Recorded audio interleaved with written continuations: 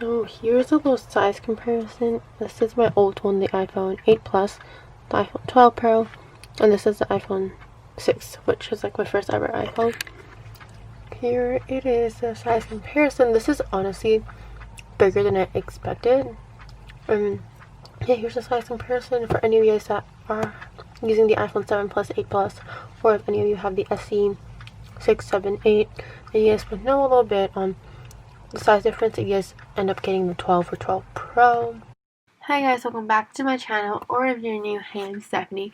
This was just a super duper quick unboxing. I was just really excited to be unboxing this phone because I saved up for a long time for it, so I was really excited. I really didn't think much when filming this video, so this is going to be a really bad outro.